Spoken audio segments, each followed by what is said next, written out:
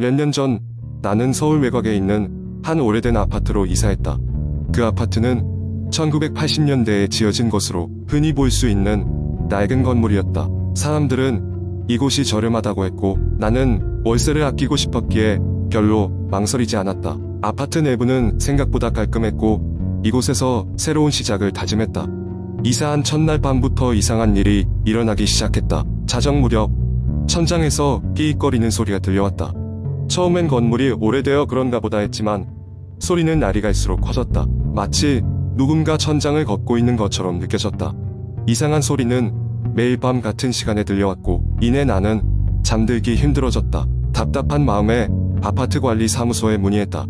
관리인은 나를 보며 어딘가 불편한 표정을 지었고 조심스럽게 말했다. 사실 예전에 당신이 사는 층에서 안 좋은 일이 있었다고 합니다. 대략 10년 전쯤 당신이 사는 바로 위층에서 젊은 여성이 실종되었어요. 경찰 조사에서도 아무런 단서가 나오지 않았죠. 그 후로 그 집은 계속 비어 있고요. 소름이 돋았다. 하지만 나는 미신 따위 믿지 않았다. 그렇기에 단순한 우연으로 치부하고 대수롭지 않게 넘어가려고 했다. 하지만 그날 밤 삐익거리는 소리는 더욱더 선명하게 들려왔다. 이번에는 천장뿐만 아니라 벽에서도 무언가 긁히는 소리가 들렸다. 나는 무서움에 휩싸여 천장을 바라보았다. 그러던 중 솔직히 인정하지 않을 수 없는 일이 벌어졌다. 천장에서 낮게 읊조리는 소리가 들려왔다. 처음에는 바람 소리인가 싶었지만 그 소리는 점점 더 명확해졌다. 도와줘. 그것은 분명히 사람의 목소리였다. 나는 얼어붙은 채 꼼짝도 할 수 없었다. 다음 날 나는 급히 주변 주민들에게 물었다. 혹시 위층에서 누군가 살고 있나요? 대부분은 나에게 그런 사람 없다고 했지만 한 할머니가 조용히 속삭였다. 사람들은 잊었지만 난 알아. 그녀가 살려달라고 했었다고. 섬뜩했다. 그 할머니는 위층 창문에 밤마다 불빛이 깜빡인다고 했지만 나는 믿을 수가 없었다. 밤이 되어 나는 위층으로 조심스럽게 올라갔다. 그리고는 그 문 앞에서 귀를 대고 들었다. 아무 소리도 들리지 않았다. 용기를 내어 문 손잡이를 돌렸지만 당연히 잠겨 있었다. 그 순간 손이 차갑게 얼어붙는 느낌이 들었고 다시 한번 도와줘. 나는 소리가 확실히 들렸다. 나는 공포에 질려 뒤로 물러섰다. 그리고는 현관문을 쾅 닫고 내려왔다. 죽을 듯한 긴장감에 숨이 가빠오고 있었다. 그날 밤 나는 아파트를 나와 친구의 집에서 잠을 잤다. 그리고 다음날 아침 이사를 결심했다. 다행히 그 결심 후 나는 다른 아파트에서 불편함 없이 생활할 수 있었다. 하지만 아직도 때때로 그 광고에서 말하는 그 지긋지긋한 소리가 귓가에 울리는 것만 같다. 그 아파트가 그곳에 그대로 있다는 사실이 가끔 밤잠을 설치게 한다. 어쩌면 나는 미신을 믿게 되어버린 걸까? 하지만 확실한 건 다시는 그 아파트에 가까이 가지 않을 거라는 점이다. 지금도 가끔 인터넷 커뮤니티에는 그 아파트에 대한 소문이 돌아다닌다. 누군가는 그런 소리를 무시하지만 누군가는 경고의 메시지를 남긴다. 어느 밤 그 아파트를 지나친다면 꼭 하늘을 올려다보세요. 그녀의 그림자가 당신을 내려다보고 있을지도 몰라요. 두 번째 이야기. 어느 도심에서 조금 벗어난 곳에 한 오래된 아파트 단지가 있었다. 그 단지는 건축한 지 30년이 넘어서 낡고 퇴색해 있었지만 저렴한 임대료 덕분에 여러 세입자들이 살고 있었다. 그중 특히 소문이 자자한 것은 바로 303호였다. 소문에 따르면 303호에서는 몇 년 전 끔찍한 사건이 있었다고 했다. 한 중년 여성이 그곳에서 자신의 아들과 함께 살다가 어느 날 갑자기 사라졌다는 것이다. 당시 경찰은 그녀가 집을 자발적으로 떠난 것으로 간주했지만 그 후로 303호에서는 이상한 일들이 끊이지 않았다. 어느 날 대학생인 민수는 방학을 맞아 서울에서 독립적인 생활을 하고자 그 아파트로 이사를 오게 되었다.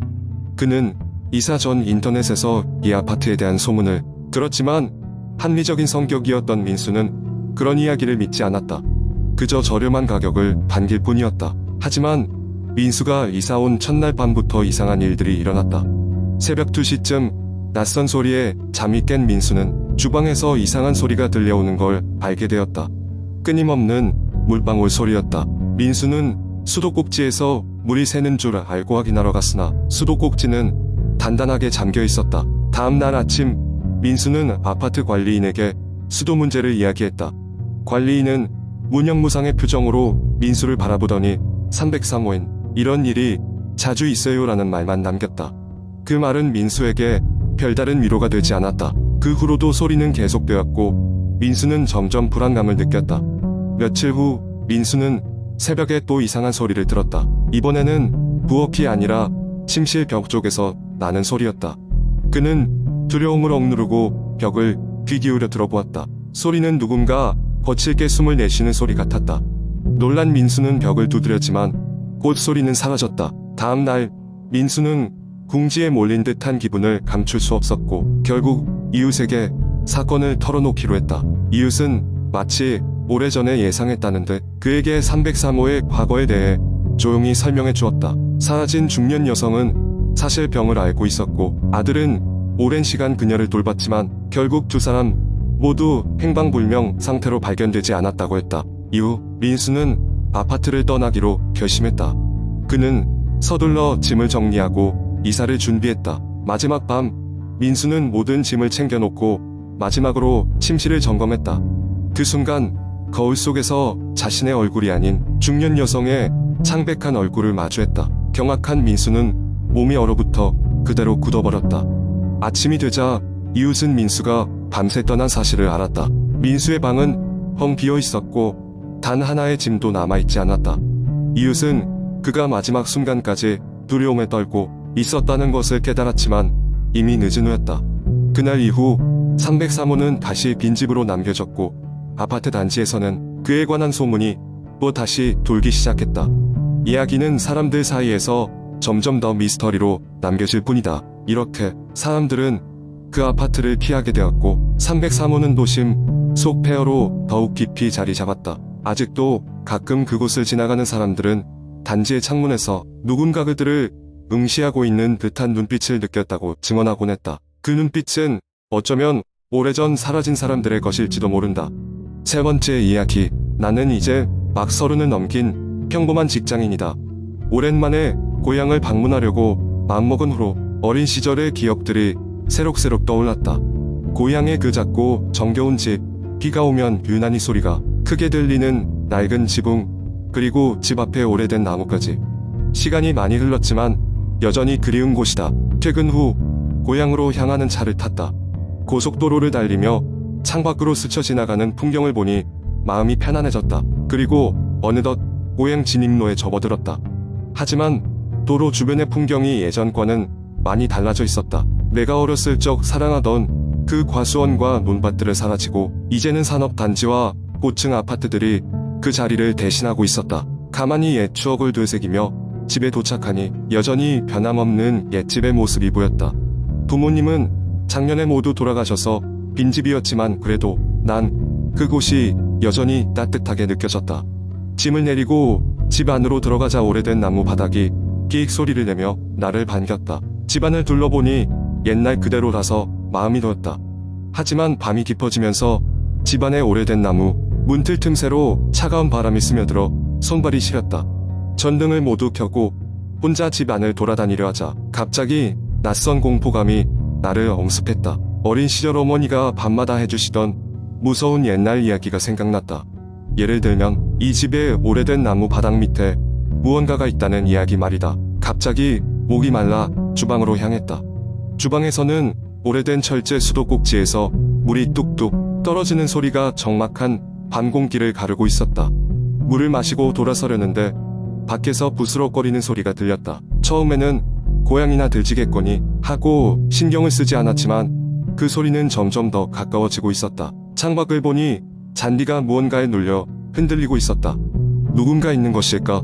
두려움에 사로잡혀 얼어붙었지만 정신을 차리고 창문을 확 열어보았다. 하지만 아무것도 보이지 않았다. 분명 뭔가가 있었던 것 같은데 소리는 멈췄고 정적만이 감돌았다. 신경이 날카로워진 나는 모든 창문과 문의, 잠금 장치를 확인하기 위해 집안을 돌아다녔다. 그러던 중 집안에 익숙하지만 잊고 있었던 장롱이 눈에 들어왔다. 어머니가 생전에 이 장롱은 절대 열어보지 말라고 하셨던 기억이 떠올랐다. 왜 열지 말라고 하셨는지 그 이유를 알 수 없었지만 항상 그 이유가 궁금했다. 어두운 거실 한 구석에서 그 장롱은 나를 부르는 것 같았다. 무언가에 홀린 듯 그 앞에 섰고 손을 뻗어 조심스럽게 손잡이를 돌렸다. 갑작스레 방 안에 찬바람이 불더니 장롱 안에서 무언가가 쏟아져 나왔다. 그것은 내가 예전부터 어렴풋이 상상만 했던, 그러나 결코 믿고 싶지 않았던 섬뜩한 광경이었다.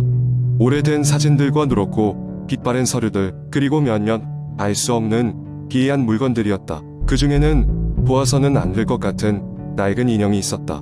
그 인형은 마치 오랜 시간 동안 이 순간을 기다렸다는 듯한 표정을 하고 있었다. 이내 집안의 기운이 무겁게 감돌았고 내 심장은 미친 듯이 뛰기 시작했다.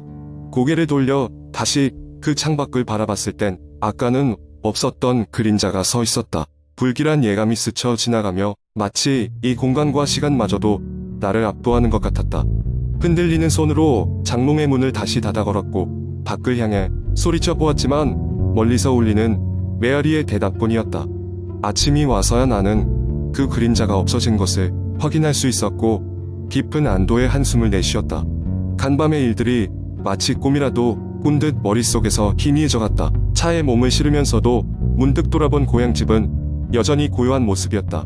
하지만 집을 떠나면서도 장롱과 그 속의 물건들은 한동안 나를 괴롭혔다. 차가 멀어지며 고개를 돌린 그 순간까지도 집 창문 너머로 무언가 나를 바라보고 있는 것 같은 착각을 떨칠 수가 없었다. 고향은 이제 다시 찾고 싶지 않은 장소가 되어버렸다.